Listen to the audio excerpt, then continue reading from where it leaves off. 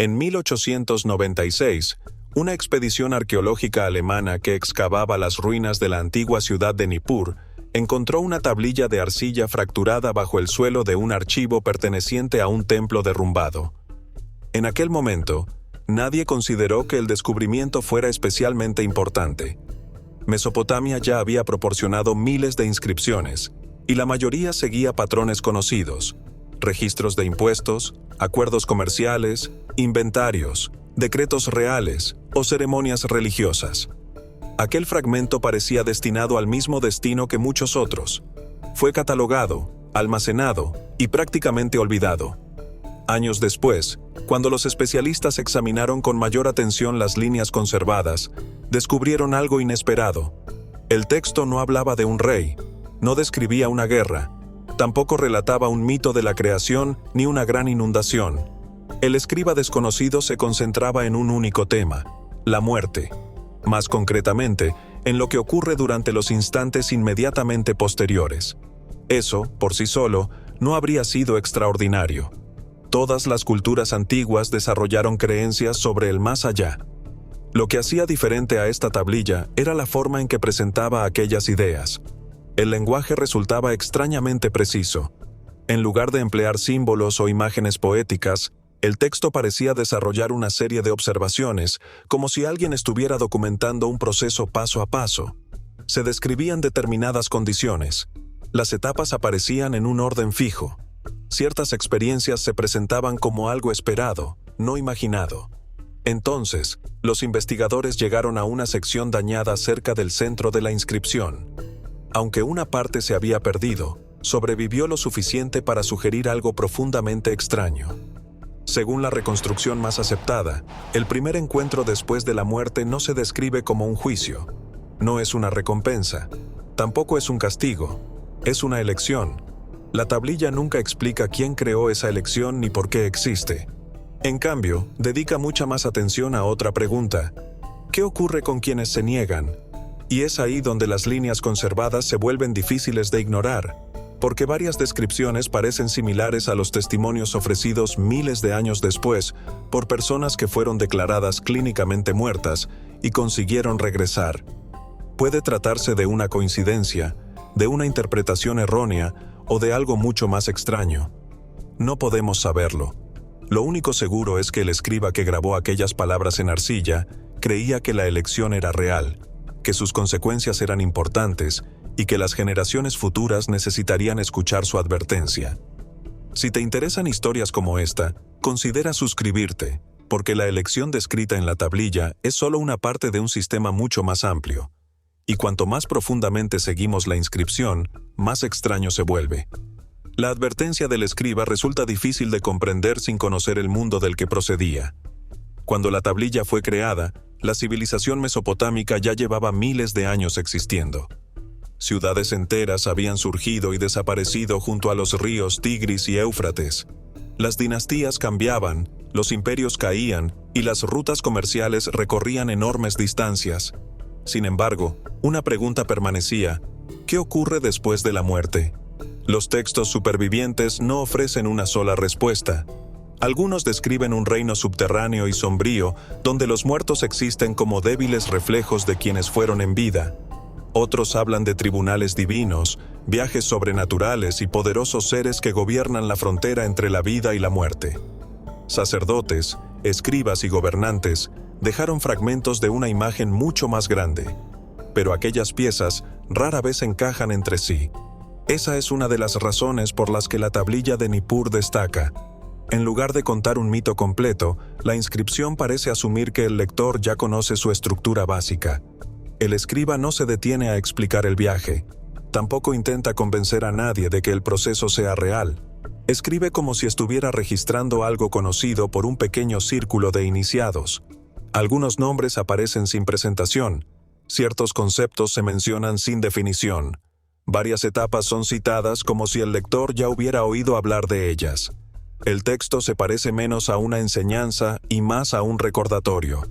En una de las primeras secciones aparece una palabra que no se encuentra en las grandes inscripciones públicas de aquella época. El término es difícil de traducir. pero la mayoría de los investigadores cree que se refiere a una condición, no a un lugar. La diferencia es importante. La tablilla no comienza describiendo un destino que espera a los muertos. Describe un estado de conciencia, un umbral, algo que se experimenta antes de que el verdadero viaje comience. Según las líneas conservadas, después de morir el viajero no entra inmediatamente en otro mundo. Primero ocurre una transición. El texto trata esta etapa como algo normal, como si toda conciencia pasara por ella sin importar su riqueza, su posición, sus creencias o sus logros. Reyes y trabajadores, sacerdotes y comerciantes. Las diferencias dejan de importar. Lo importante es lo que ocurre después. Cuando el viajero alcanza el umbral, comienza una secuencia que parece desarrollarse en un orden fijo.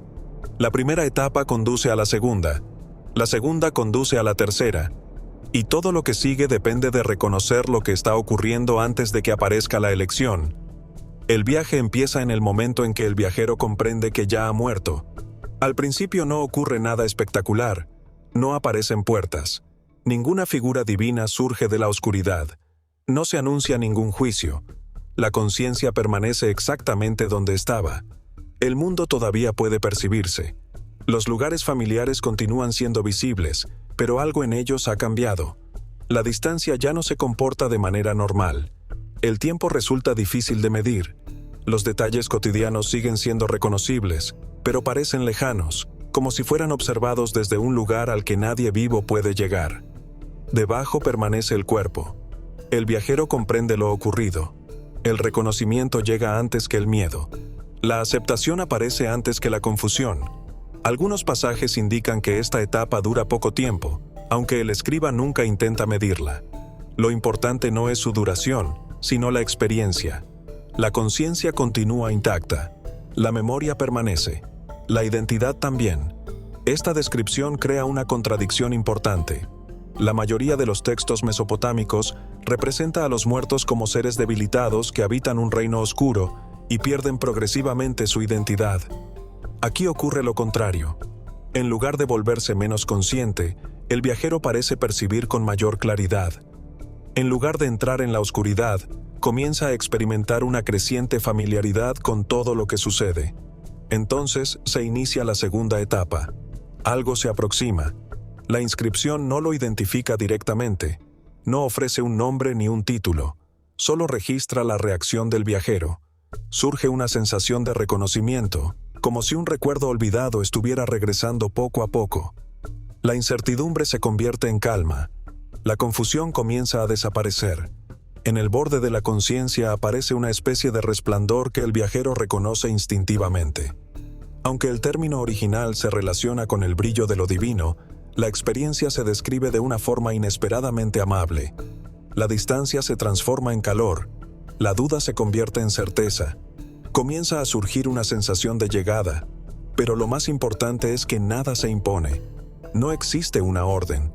Ninguna autoridad obliga al viajero a avanzar. El resplandor permanece abierto, paciente, esperando. Esa paciencia es uno de los detalles más extraños de toda la inscripción. Los textos religiosos suelen representar el poder divino mediante el juicio, la autoridad o la intervención. Aquí, aquello que espera en el umbral se comporta de otra manera. Primero espera a ser reconocido, después pide consentimiento. Y el resplandor no es el destino, es solamente la entrada. Detrás de él se encuentra el momento alrededor del cual parece construirse toda la tablilla. Una única pregunta que todo viajero debe responder. Solo cuando la presencia ha sido reconocida comienza la siguiente etapa. Nada en las líneas supervivientes sugiere una orden. Tampoco aparece algo parecido a un juicio. El texto describe una invitación transmitida mediante una voz relacionada con el resplandor. Gran parte de esta sección se ha perdido, pero la idea principal permanece clara. Al viajero no se le pregunta si merece continuar. Nadie investiga su posición, sus logros, sus creencias o sus errores. La pregunta es mucho más sencilla. ¿Está dispuesto a seguir adelante? En muchas culturas antiguas, la muerte era imaginada como un viaje gobernado por normas, pruebas o autoridades. Los egipcios describían recorridos cuidadosamente estructurados. Las tradiciones griegas hablaban de barqueros, jueces y regiones destinadas a distintos tipos de almas. Los detalles variaban, pero el patrón se repetía. Los muertos llegaban a una frontera.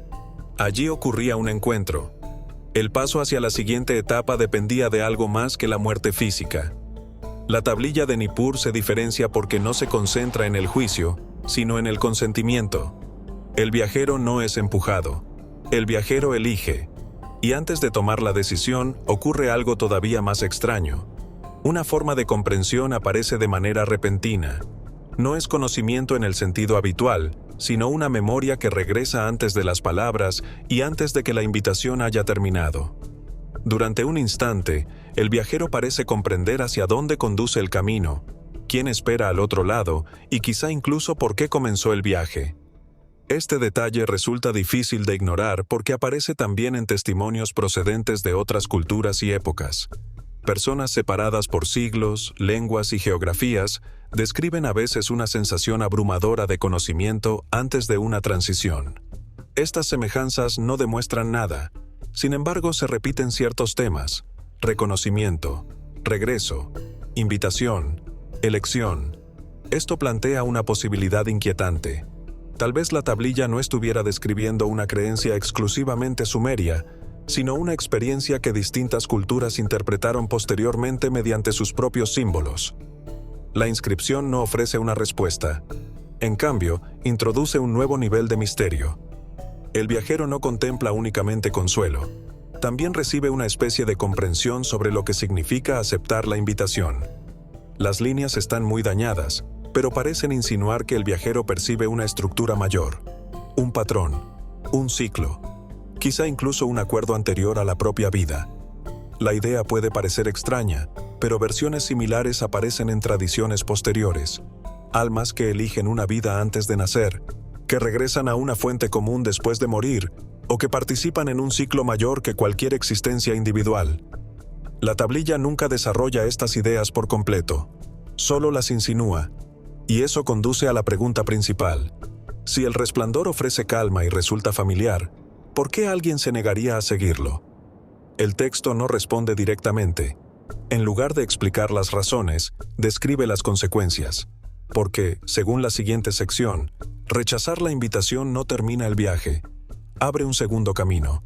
Un camino que parece preocupar mucho más al escriba. Algunos viajeros se niegan. La tablilla no indica cuántos ni explica sus motivos. Solo describe lo que ocurre después. La atención se aparta del resplandor. La invitación permanece abierta, pero el viajero no avanza hacia ella. En cambio, su conciencia regresa hacia los recuerdos, las preocupaciones sin resolver y el mundo que acaba de abandonar.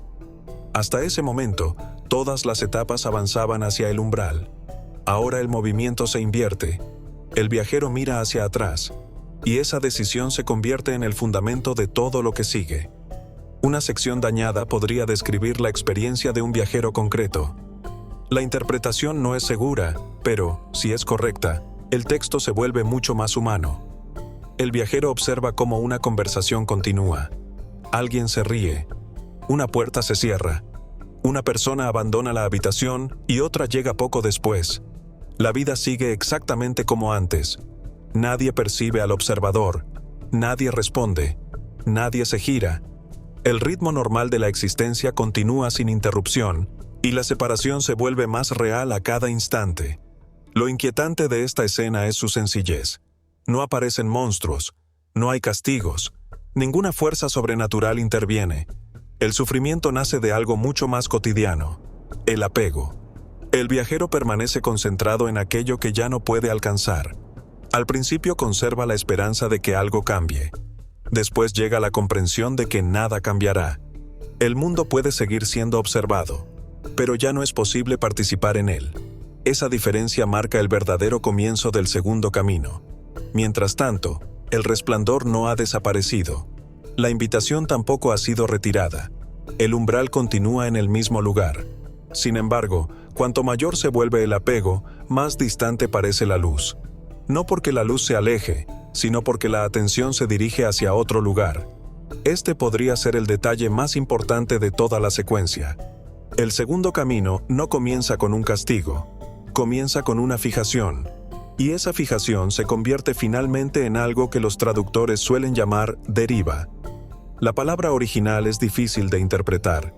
Puede significar movimiento sin dirección, separación sin destino o continuación sin progreso. Sea cual sea la traducción correcta, el estado es diferente del camino anterior. El viajero ya no avanza hacia el resplandor, tampoco regresa a la vida, permanece suspendido entre ambos. Algunos investigadores creen que esta descripción puede ser simbólica. Quizá la tablilla hable del duelo, del apego o de una transformación espiritual, no de una experiencia literal después de la muerte. Es posible, pero esa explicación no aclara por qué el texto insiste tanto en la observación. Una y otra vez, el viajero mira el mundo que ya no puede tocar. Y aquí aparece una comparación sorprendente con testimonios modernos. Durante más de un siglo, médicos, psicólogos e investigadores han recopilado relatos de personas que fueron declaradas clínicamente muertas y recuperaron después la conciencia. Los detalles son muy diferentes, pero algunos patrones se repiten. Hay personas que describen una conciencia que continúa cuando la percepción normal debería haberse detenido. Otras afirman haber observado acontecimientos desde fuera de su cuerpo. Algunas hablan de una luz, de una sensación de familiaridad o de una elección. Un grupo más pequeño menciona espacios grises, confusión, distancia emocional o la impresión de no poder regresar. La mayoría de los científicos no considera estos testimonios una prueba del más allá. Existen posibles explicaciones neurológicas. La falta de oxígeno puede alterar la percepción. Los cambios químicos del cerebro pueden producir experiencias intensas. La memoria puede reconstruir posteriormente lo ocurrido. También pueden influir el trauma, la medicación y la anestesia. La tablilla no puede confirmar ni refutar ninguna de estas explicaciones. Lo interesante no es la conclusión, es el patrón. Separados por miles de años, la antigua inscripción y algunos testimonios modernos parecen concentrarse en el mismo conjunto de experiencias: conciencia, observación, reconocimiento, elección, apego. Estas semejanzas pueden proceder de una psicología humana compartida, o podrían significar algo más. No podemos determinarlo. La tablilla continúa describiendo las consecuencias de la deriva. Según las líneas conservadas, la atención comienza a convertirse en una especie de entorno. Cuanto más permanece el viajero concentrado en asuntos sin resolver, más difícil parece el movimiento. Los recuerdos se cierran sobre sí mismos. La observación se estrecha. Las posibilidades disminuyen. Nada indica que exista un castigo externo. Todo sucede mediante la propia fijación. La idea resulta sorprendentemente moderna. La psicología contemporánea reconoce que la atención influye profundamente en la experiencia. Los pensamientos repetidos se convierten en patrones. Los patrones se transforman en hábitos. Y los hábitos modifican la manera en que percibimos la realidad.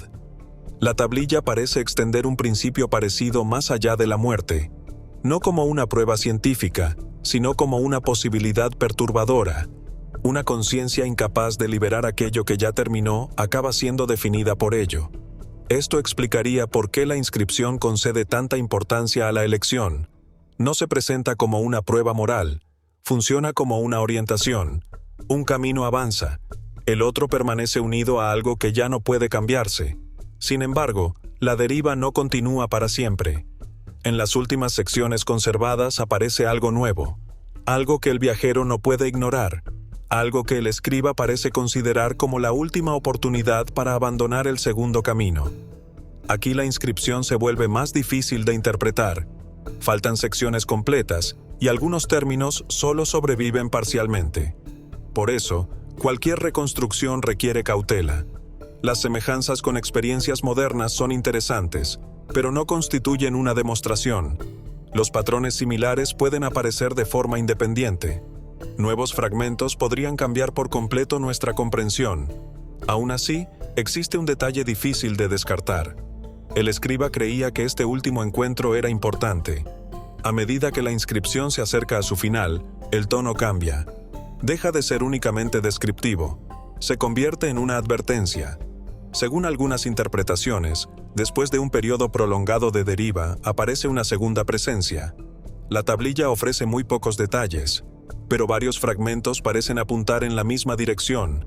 Algo regresa, no para castigar, no para juzgar, sino para interrumpir. Hasta ese momento, el viajero ha permanecido atrapado en los recuerdos y en la observación del mundo perdido. La segunda presencia rompe ese patrón. Por primera vez desde que rechazó la invitación, su atención es obligada a apartarse del pasado. La redacción transmite urgencia, no violencia, no miedo, urgencia. La oportunidad que antes esperaba pacientemente en el umbral quizá no permanezca abierta para siempre. El escriba no explica por qué, solo deja una advertencia. La deriva alcanza finalmente un límite. Más allá de ese límite, algo cambia. No parece tratarse de una sentencia impuesta desde fuera, sino de una consecuencia integrada en el propio proceso. La conciencia se estrecha, el reconocimiento se vuelve más difícil. El viajero queda cada vez más absorbido por sus recuerdos. Tal vez por eso la segunda presencia aparece antes de que el proceso termine. Una última interrupción, una última oportunidad de elegir otra dirección. La tablilla nunca revela qué sucede después. El final está roto. Las últimas líneas se han perdido.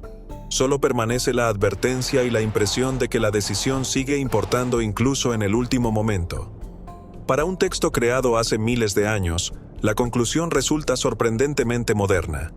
No porque demuestre qué ocurre después de la muerte, no porque resuelva el misterio, sino porque sitúa la responsabilidad en el viajero, no en el destino.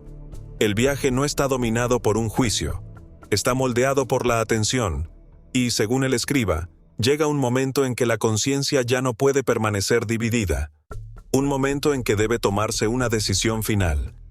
Desgraciadamente, ahí es donde la inscripción guarda silencio. Enterrada bajo las ruinas de Nippur durante miles de años, llegó hasta nosotros incompleta. Desaparecieron secciones enteras. Algunos de sus pasajes más importantes sobrevivieron únicamente en fragmentos. Lo que ocupaba las últimas líneas se perdió para siempre. Desde una perspectiva histórica, la tablilla podría ser simplemente un antiguo intento de comprender la muerte. El resplandor podría ser una metáfora, la elección, una enseñanza, el apego, una advertencia espiritual. Es una interpretación razonable y probablemente la que aceptarían la mayoría de los historiadores. Pero queda otra posibilidad.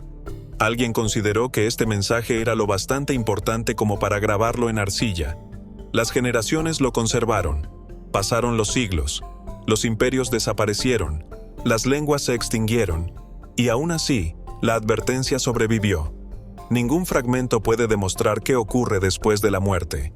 Ninguna inscripción puede resolver un misterio que acompaña a la humanidad desde el comienzo de la historia. Solo queda la imagen de un viajero detenido entre sus recuerdos y algo desconocido. Más allá de ese punto, la arcilla guarda silencio. Si disfrutas de estas investigaciones sobre los grandes misterios sin respuesta de la historia, considera suscribirte y acompañarnos en futuros episodios. Porque bajo los mitos, las ruinas y los fragmentos abandonados por civilizaciones desaparecidas, todavía existen preguntas esperando ser comprendidas.